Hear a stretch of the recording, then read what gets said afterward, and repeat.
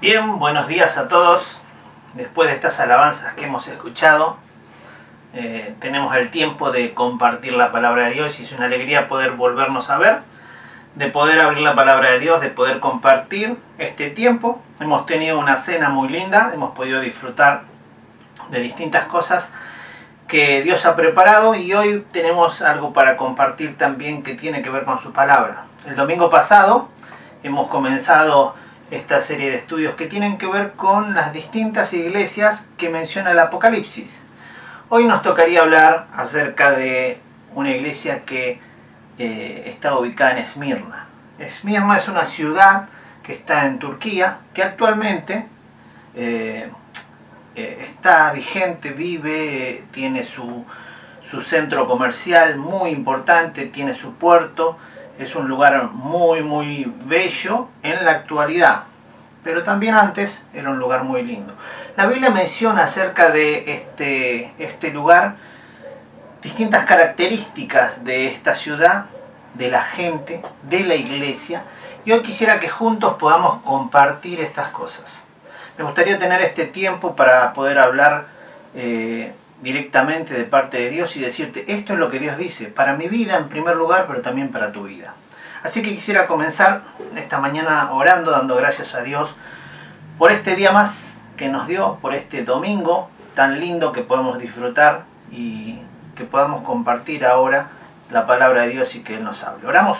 Señor, muchas gracias te damos en este tiempo porque podemos disfrutar un día más de tus bendiciones. A pesar de que hay dificultades a nivel país, a nivel mundial, por esta pandemia, nosotros confiamos en vos, tenemos seguridad, tenemos tranquilidad, tenemos paz, cosa que muchos no tienen. Y te agradecemos por eso. Queremos pedirte que nos bendigas en este tiempo, que nos hables por medio de tu palabra y que podamos poner en práctica estas cosas que vos nos querés enseñar a cada uno.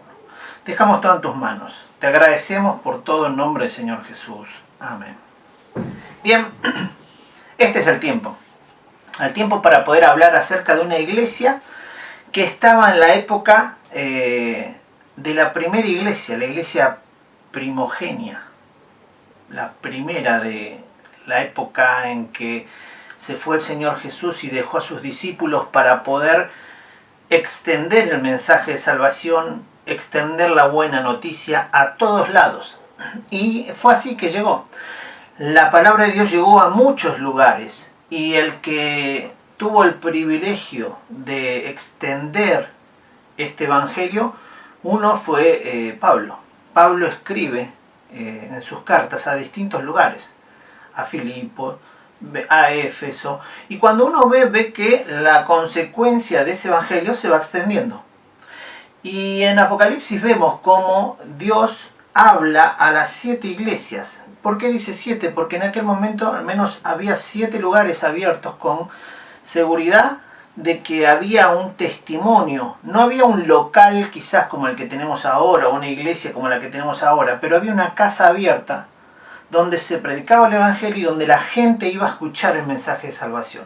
Una casa como la tuya y como la mía, con una disposición a abrir las puertas para que los vecinos, para que los familiares, para que los amigos, para que el barrio, para que el pueblo pueda acercarse a ese lugar y escuchar la buena nueva, el mensaje de salvación. Ahora, Apocalipsis habla acerca de estas 7 iglesias y hoy nos toca la iglesia de Esmirna. Esmirna significa, en la traducción actual nuestra, mirra. Vieron que a veces uno siente unos aromas con esos palitos que uno prende y encuentra ese olor a mirra, un olor que es fuerte, que impregna nuestro sentido de olfato, porque es fuerte, es un aroma lindo, pero a la vez muy dulce que nos impacta. Entonces cuando uno ve eso, se da cuenta que tiene que ver con algo que impacta, que es fuerte. Y yo creo que esa iglesia en ese lugar, por todas las características que vamos a ver en una iglesia que tenía fuerza, que impactaba, que dejaba una marca, ese olor fuerte, digamos, eso era lo que impactaba a la gente, un olor de la misma presencia de Dios en esa iglesia. Así que bueno, quisiera que me acompañes, vamos a leer algunos versículos. Apocalipsis capítulo 2, del versículo 8, vamos a leer hasta el versículo 11. Son pocos versículos, pero con mucha enseñanza. Dice así el versículo 8: y escribe al ángel de la iglesia en Esmirna, el primero y el postrero, el que estuvo muerto y vivió, dice esto: yo conozco tus obras, y tu tribulación, y tu pobreza, pero tú eres rico, y la blasfemia de los que dicen ser judíos y no lo son, sino sinagoga de Satanás. No temas en nada lo que vas a padecer. He aquí el diablo echará a alguno de vosotros en la cárcel, para que seáis probados, y tendréis tribulación por 10 días. Sé fiel hasta la muerte, y yo te daré la corona de vida. El que tiene oído, oiga lo que el Espíritu dice a las iglesias. El que venciere no sufrirá daño de la segunda muerte. Hasta ahí nomás en la lectura. Esta es Este es el mensaje a esta iglesia que está en Esmirna. Acuérdense que cuando uno estudia las 7 iglesias, hay distintas maneras de estudiar estas iglesias. Algunos estudian y dicen, mira, la primera iglesia comenzó de tal año a tal año, la segunda tal año, y van pasando los años hasta llegar a nuestros días. Es una forma de estudiar y de tratar de acomodar distintas épocas en cuanto a la situación que vivió o que pasó cada iglesia. Pero hay otras formas también de interpretar esto. La otra es ubicarnos en la época. Este mensaje era para las 7 iglesias que estaban en el primer siglo. Y resaltaba esto, ¿por qué? Porque fíjate que en el versículo 8 dice, escribe al ángel de la iglesia en Esmirna. ¿Esto qué quiere decir? ¿Que la iglesia tenía un ángel en la puerta y que lo estaba cuidando? Cuando uno va camino a Seiza, vieron que hay una iglesia y arriba de la iglesia hay un ángel, todo pareciera que bañado en oro. ¿Ese es el concepto? No, no ese es el concepto. El concepto es otro. La palabra ángel tiene un significado y la traducción quiere decir mensajero. También tiene otros significados, la misma palabra. Depende de a qué situación o en qué momento se dice, se puede utilizar la palabra. Esta palabra también puede ser con relación al término de pastor o anciano. Y ahí uno podría decir, bueno, ahí tiene un poquito más de sentido, porque el mensajero es el pastor o el anciano de la iglesia, tiene que transmitir el mensaje de Dios. Entonces dice, escribe al ángel, escribe al anciano o al pastor de cada una de las iglesias, dándole a entender que los pastores tienen que recibir ese mensaje que viene de parte de Dios. Y en primer lugar, tomarlo, obedecerlo y transmitirlo, como buen mensajero, como buen ángel en ese término, de ser enviado de parte de Dios a transmitir un mensaje a la iglesia. Si el pastor no le da el mensaje a la iglesia no va a recibir el mensaje. Dios puede utilizar distintos medios, pero el medio que está utilizando es a los pastores. Los pastores son los que enseñan, cuidan y alimentan a la iglesia, los que le enseñan la palabra de Dios, tratando de comprender a nuestros tiempos, en nuestros días, y aplicándola correctamente. Así que bueno, teniendo en cuenta esto, la carta va dirigida a la iglesia que está en Esmirna. Y cuando uno ve esto se da cuenta de que el que transmite, el pastor, tiene que dar ese mensaje. Y el mensaje es duro. Porque en primer lugar nos marca características en cuanto a nuestro Señor. Fíjense que dice el primero y el postrero, el primero y el último. A eso se refiere. Habla acerca de nuestro Señor Jesucristo, que es el primero y es el último. Y uno tiene que ir viendo estas cosas sabiendo que Esmirna era una ciudad muy bella, con un poder adquisitivo muy alto, con una capacidad estructural en cuanto a arquitectura muy bello, que hoy en la actualidad sigue teniendo estas características, pero imagínense en el primer siglo.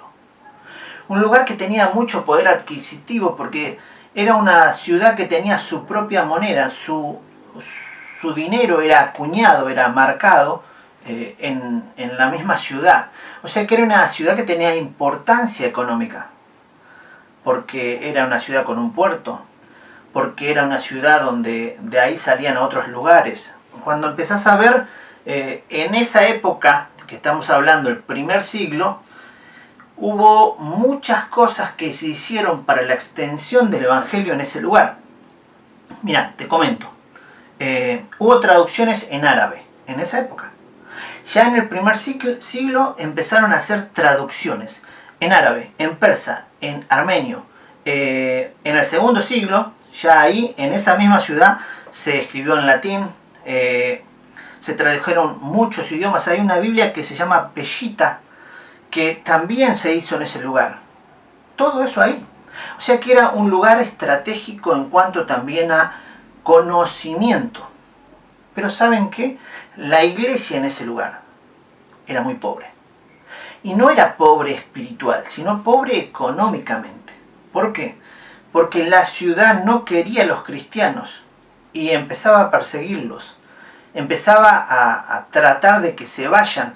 No querían escuchar el mensaje acerca del primero y el último.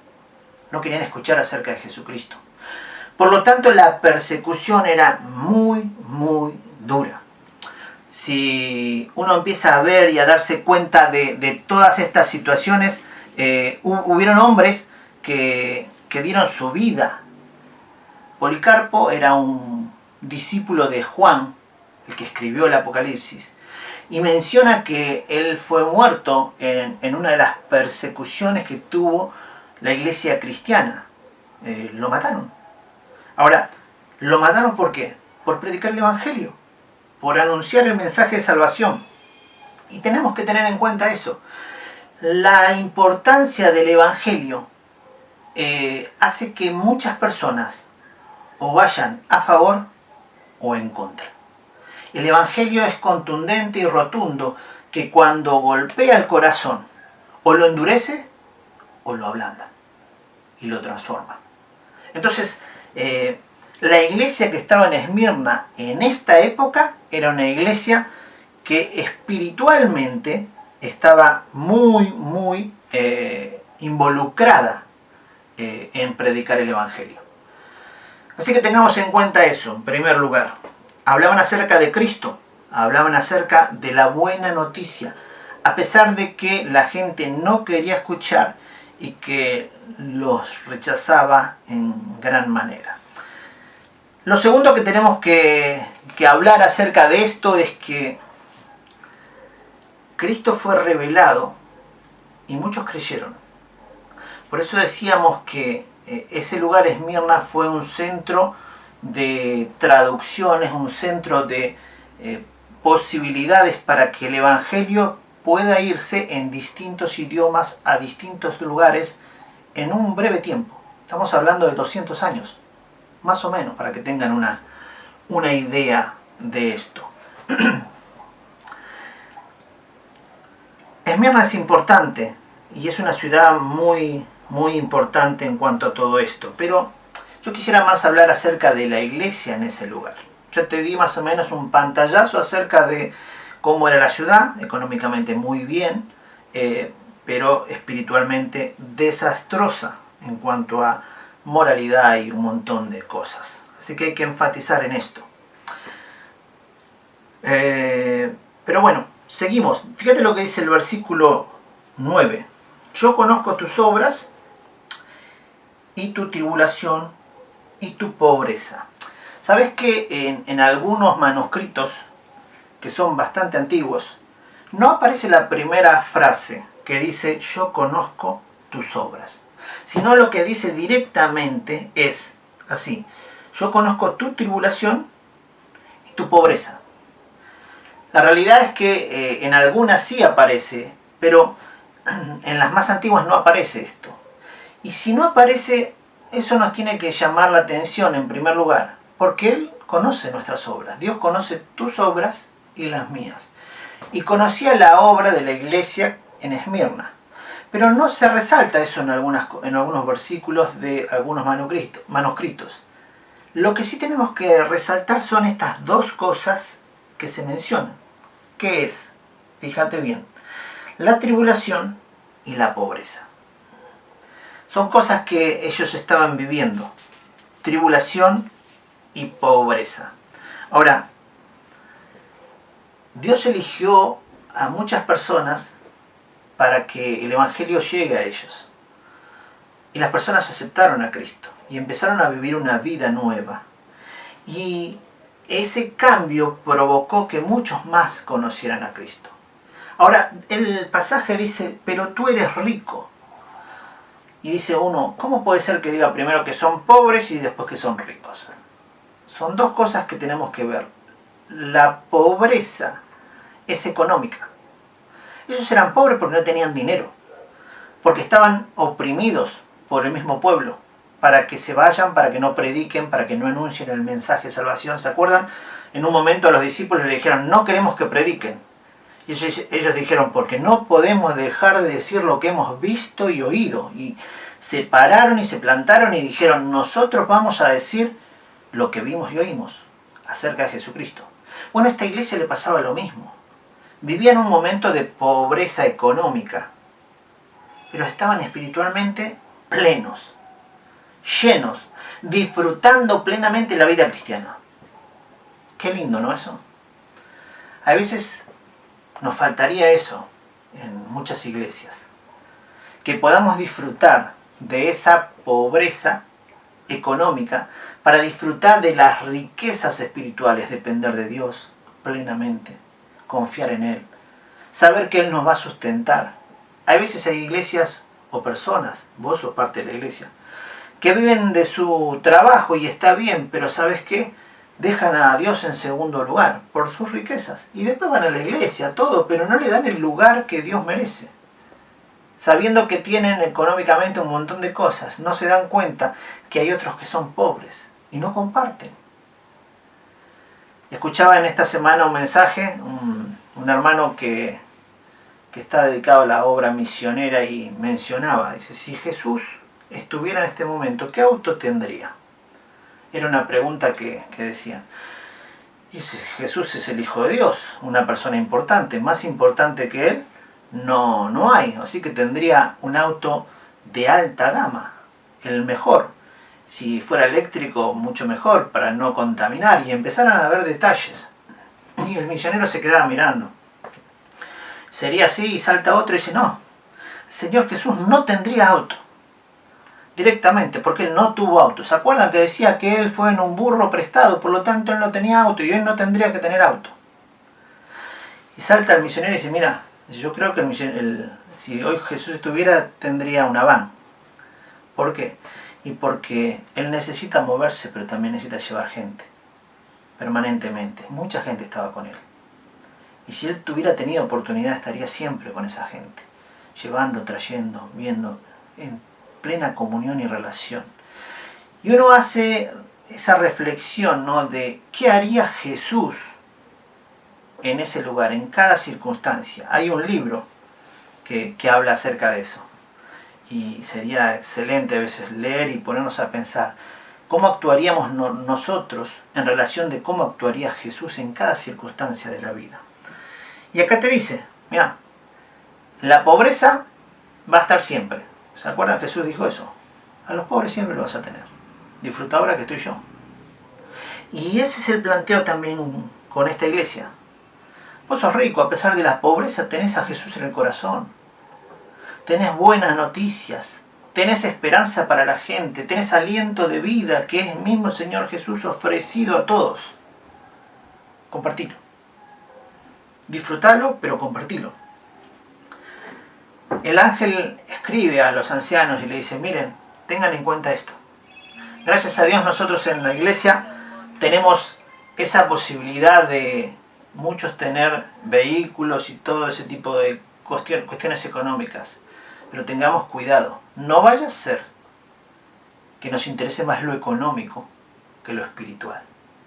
Ocupémonos en las cosas espirituales, porque lo económico siempre va a estar de nuestro lado, ayudándonos, acompañándonos, porque tenemos un Dios que no nos va a dejar hacer faltar nada. O sea, vamos a tener todo vamos a tener lo que necesitemos, porque tenemos un Dios maravilloso que nos acompaña y nos ayuda permanentemente en todas las cosas. Dice el versículo 10,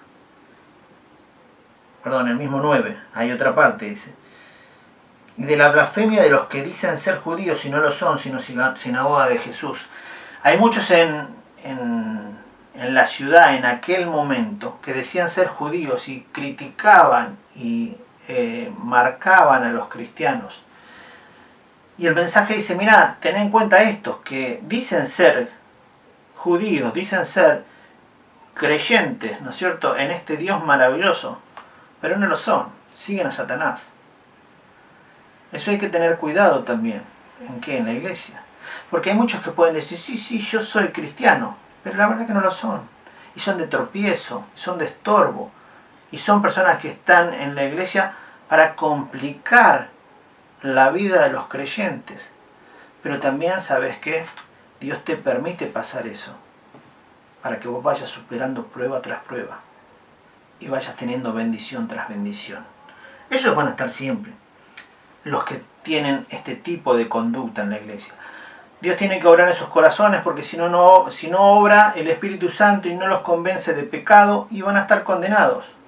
Por la justicia de Dios van a estar condenados, a estar alejados de Él eternamente, con Satanás, con este que menciona acá, que es Satanás y su sinagoga, como dice.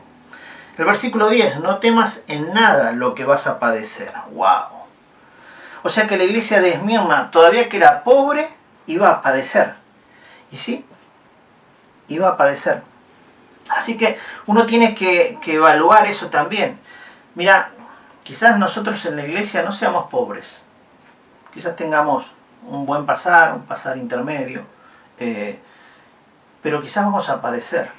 Y fíjate que hoy estamos padeciendo. Porque la realidad es que la iglesia hoy no se puede juntar en un edificio. No nos podemos juntar con todos los hermanos y abrazarnos y saludarnos y darnos un beso como hace 2 meses atrás. Ahora estamos todos con el barbijo. Estos días me vi con un hermano y por amor a ellos no sabía cómo saludarlos y tenés que darle el codito ahí y con el barbijo y ves a los chicos y los chicos tenés ganas de abrazarlos, pero también tenés ese cuidado y hola y saludás de esa manera, coditos, con el barbijo. Nos encontramos con otra hermana repartiendo algunas cosas que estábamos dando a algunos hermanos y cuando nos vimos también nos pusimos a cargar la camioneta, todos cubiertos.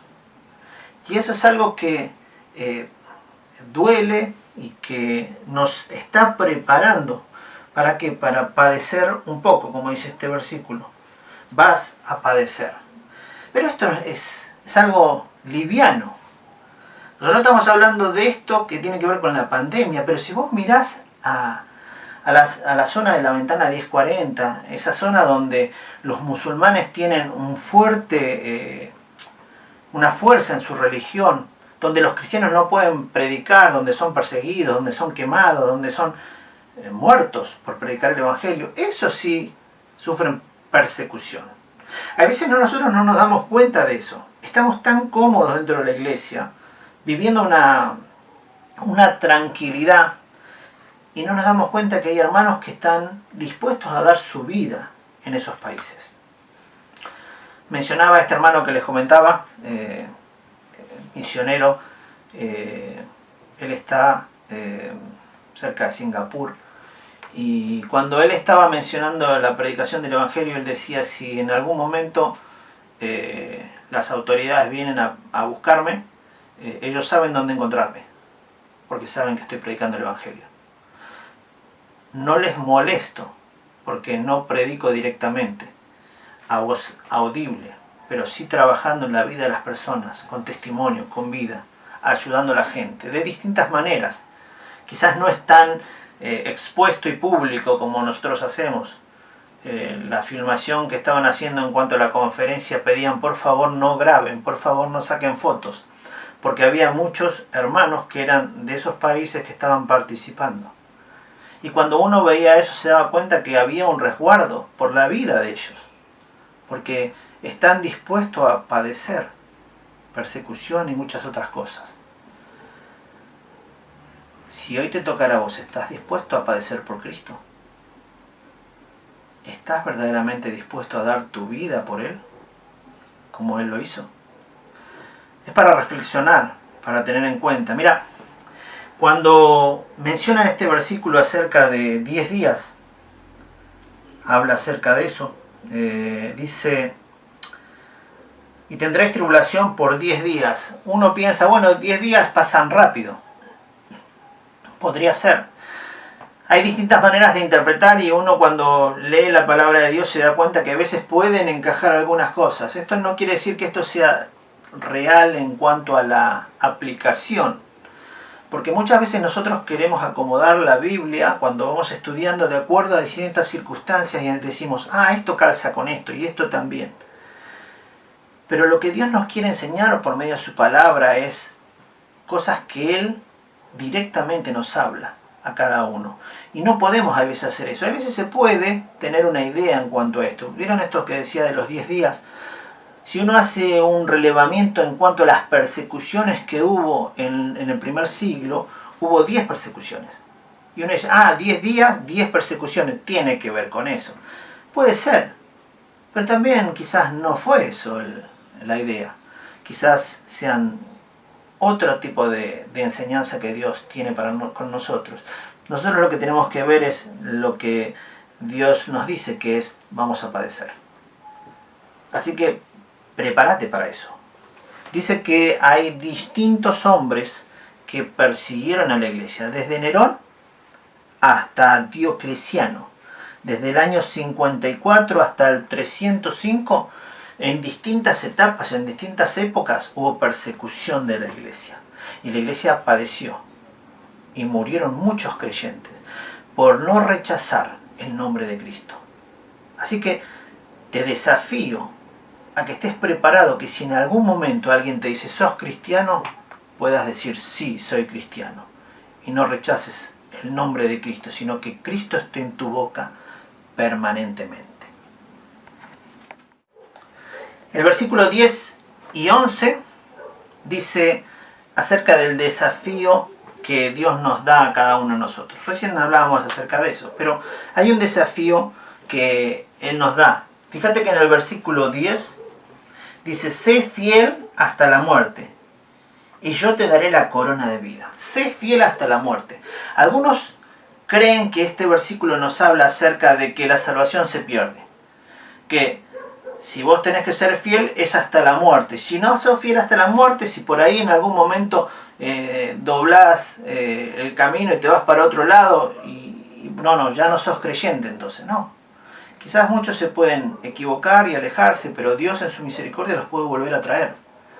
Ayer estábamos mirando una película con Dara y Otto y veíamos el progreso del peregrino en película, en dibujitos, ¿no? Y veíamos cómo el cristiano se equivoca y va por un camino y después vuelve y se va por otro camino y vuelve. La vida del cristiano es así. No es que somos de 10 en todo, nos equivocamos. Cometemos errores, cometemos pecados como todo el mundo. Vos y yo somos pecadores y seguimos siendo pecadores, perdonados por la sangre de Cristo, dándonos oportunidad de vivir una vida de santidad, y ese tiene que ser nuestro objetivo, pero nos equivocamos. Vos y yo nos equivocamos. Por lo tanto, tenés que tener en cuenta esto. Hay que trabajar en nuestra vida, en nuestra relación con Dios, para tener una comunión con Él, en la cual Él nos vaya guiando en todo. Y que nos equivoquemos lo menos posible, que pequemos lo menos posible, para agradarle a Él en todo. Para no estar pidiéndole perdón permanentemente, sino poder decirle gracias a Dios porque puedo vivir un día alejado de todo esto que me lleva a alejarme de vos. Y puedo estar cerca tuyo. Así que este versículo te habla acerca de cómo tenés que vivir la vida. Porque Él dice que te va a dar una corona de vida. Ahora, acordate que la corona tiene que ver con una corona que se daba antes, en esta época que estamos viendo, en el primer siglo, y cuando se competía en las carreras, se le daba una corona de laureles. Algo que era simbólico, no tenía un valor monetario. Eran laureles trenzados que se les ponía acá diciendo, este es el ganador. Y eso era una corona donde la gente podía ver y decir, este fue el que ganó. Este llegó a la meta, este fue el primero. Bueno, Dios te promete lo mismo. Dios te está diciendo en este versículo que vas a tener tribulaciones, pero dice, sé fiel hasta la muerte. Si vos sos fiel hasta la muerte, hasta que el Señor te venga a buscar, Él te promete que te va a dar una corona. Y eso es algo que, tenelo por seguro, que si Dios promete algo, Él lo cumple. Dios no es como nosotros. Vos por ahí prometés, che, yo voy a llegar a las 2 de la tarde a tu casa. Son las 3, 4, 5 y no llegaste. Rompemos nuestras promesas. Ahora, Dios no rompe las promesas. Él nos dice algo y lo cumple. Este versículo 10 te da esa pauta. Y también te dice varios versículos que Él te da la posibilidad de que vos tengas cosas asombrosas en los cielos. ¿Te acordás? Mateo 6:20. Él nos dice que tenemos tesoros en los cielos. O sea que si vos llegás bien hasta el final de tu carrera, hasta donde Dios te dice, hasta acá llegó tu tiempo en la tierra, Él te puede dar premios por hacer bien las cosas. ¿Dónde? En el cielo. Él puede hacer muchas cosas. Y una de las que va a hacer es eso, premiarte. El tribunal de Cristo es para eso. Él va a premiarte por todas aquellas cosas que hiciste bien. Las que hiciste mal, Él también te las va a sacar y te va a decir, che, esto hiciste mal. Y vas a decir, sí, Señor, perdóname, perdóname. Pero lo importante es que vos tengas en claro que Él quiere hacer muchas cosas con vos. Él quiere darte oportunidad para darte una corona incorruptible, distinta. Dice el versículo 11, el que tiene oídos, oiga lo que el Espíritu dice a las iglesias. Este mensaje no es de Juan, no es de Juan. El mensaje viene de parte de Dios. Por eso dice, el Espíritu dice a las iglesias. ¿Qué Espíritu? El Espíritu de Dios, el Espíritu Santo. O sea que el Espíritu Santo está hablando a la iglesia. Y cuando el Espíritu Santo habla a la iglesia tiene que estar atenta. Dice, el que tiene oído, oiga lo que el Espíritu dice. Si vos tenés oídos para escuchar este mensaje, estate atento. Dios quiere hablarte. Presta atención al mensaje de Dios, porque Dios en esta mañana te quiere decir lo siguiente, que sé fiel hasta la muerte. Sé fiel hasta la muerte. Trabaja en tu vida para tener una mejor relación con el Señor, porque Él te va a sostener y te va a decir, vas a estar conmigo ¿hasta cuándo? Hasta la muerte. Pero si no trabajas tu vida para tener una relación con Él, si no te dedicas a estudiar la Biblia, si no te dedicas a la oración, si no te dedicas al servicio, si no te dedicas a tu familia, si no te dedicas al barrio, a la gente, a hacer cosas para ellos, no por obras, sino por amor. Si no haces eso, Dios no va a poder obrar por medio tuyo para alcanzar a las otras personas. Anímate a vivir de esta manera. Dice, el que venciere no sufrirá daño de la segunda muerte. Si vos llegas a hacer esto, quédate tranquilo. Dice que la segunda muerte no te va a hacer daño. ¿Y cómo es la segunda muerte? ¿Que hay dos muertes? Claro. Todos los que están muertos, que están en el cementerio, ya tuvieron su primera muerte. Pero Dios un día los va a llamar a todos. ¿Se acuerdan que leímos en Corintios acerca de la resurrección de los muertos? Dios va a resucitar, a su iglesia se la va a llevar, pero también van a resucitar en un momento todos aquellos que no han creído en Jesucristo. Y van a resucitar y van a ir a ese juicio final, cuando habla Hebreos 9:27. De manera que está establecido para los hombres que mueran una vez y después de esto el juicio. O sea que vos moriste y después que moriste, Dios te va a resucitar y te va a llevar a un juicio. Y en el juicio vas a estar condenado o aprobado.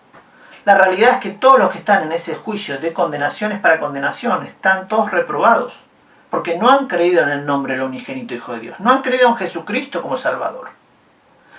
Y si no creyeron en Jesucristo van a estar condenados a estar sin Cristo por la eternidad. Ese estar permanente de una eternidad sin Cristo es la segunda muerte. Porque no hay peor cosa que estar con vida alejado de Dios. No hay peor cosa.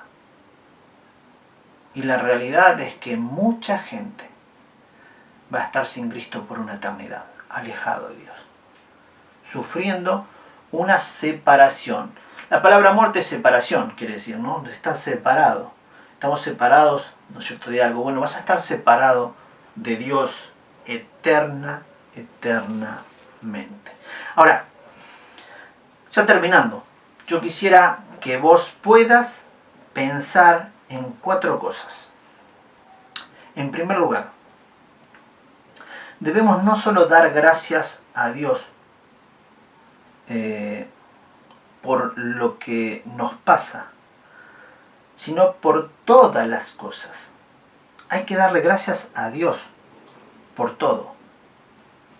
Por no pasar por persecución, por aprovechar las oportunidades para predicar el Evangelio, por poder disfrutar de una vida que otros por ahí no pueden disfrutar. Hay muchos que están postrados con diferentes enfermedades y no pueden disfrutar una vida como la disfrutas vos y la disfruto yo.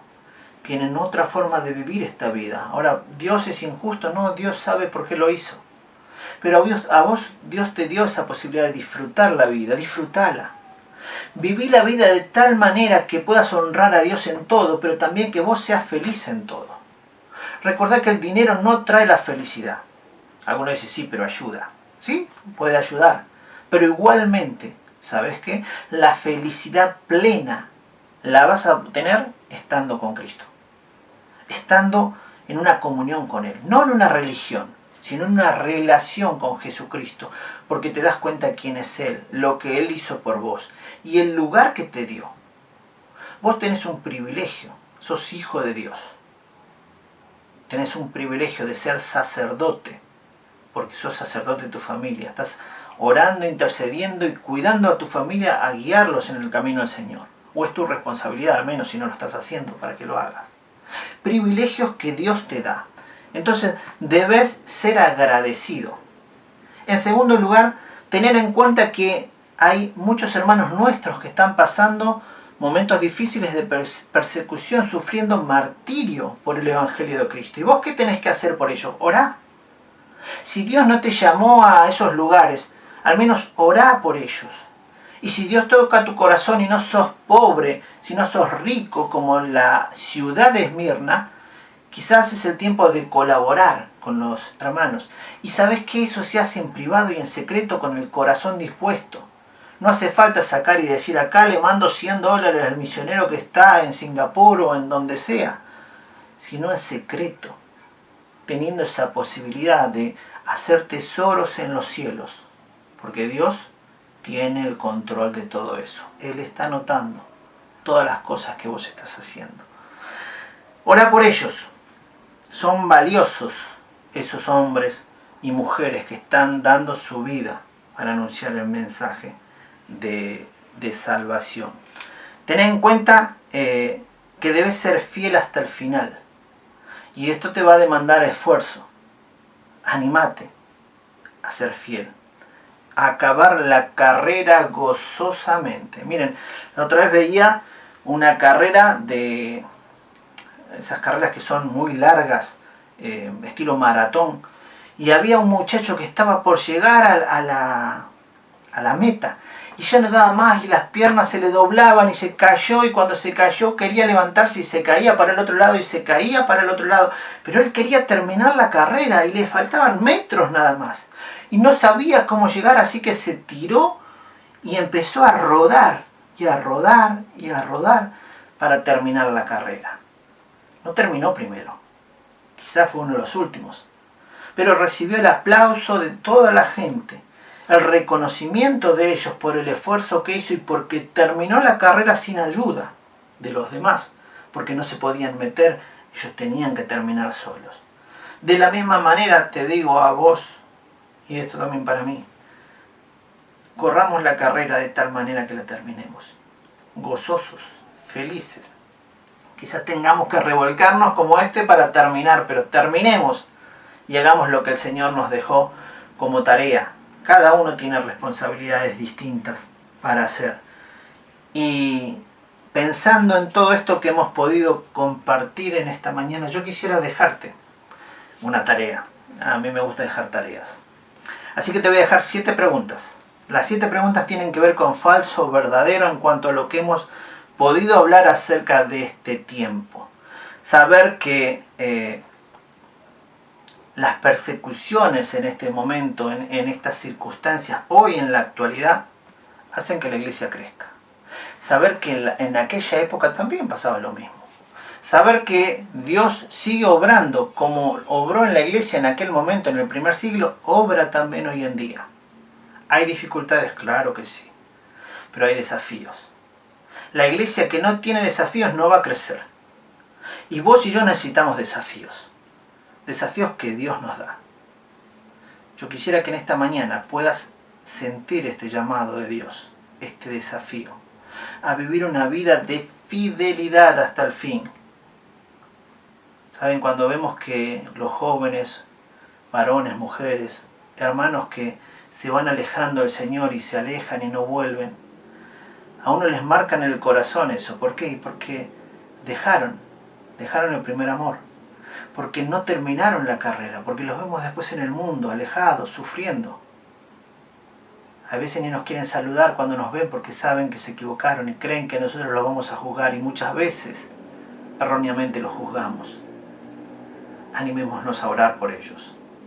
La iglesia que tiene desafíos de oración es la iglesia que más va a recibir bendición porque tiene comunión con Dios y clama y pide y tiene ese encuentro con Dios para poder pedir por las personas.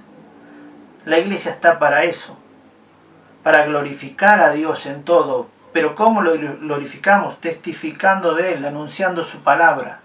Animémonos a eso. Termino. El ángel le escribe a este pastor de esta iglesia en Esmirna. Y el pastor le transmite el mensaje de Dios a la iglesia. Hoy yo quiero transmitirte ese mismo mensaje.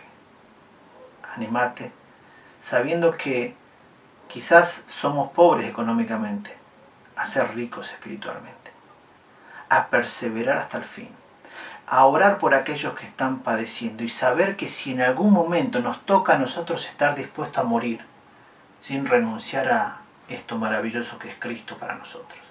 Que Dios te bendiga. Que Dios bendiga tu vida, que bendiga tu familia. Que en este tiempo de prueba y de dificultad que tenemos con relación al coronavirus, que eso sea nada en comparación a las cosas que Dios puede hacer con vos y conmigo hoy, para que más personas pasen de muerte a vida. Que te dediques a hacer tesoros en los cielos. Que te dediques a vivir la vida como Dios quiere, en santidad. Ese es mi deseo. Que Dios bendiga tu vida. Que Dios bendiga la familia. Que Dios bendiga la iglesia en Juncal. Para gloria de nuestro Dios en todo. Amén. Nos vemos, si Dios lo permite, el próximo jueves. Y haz la tarea. No te olvides.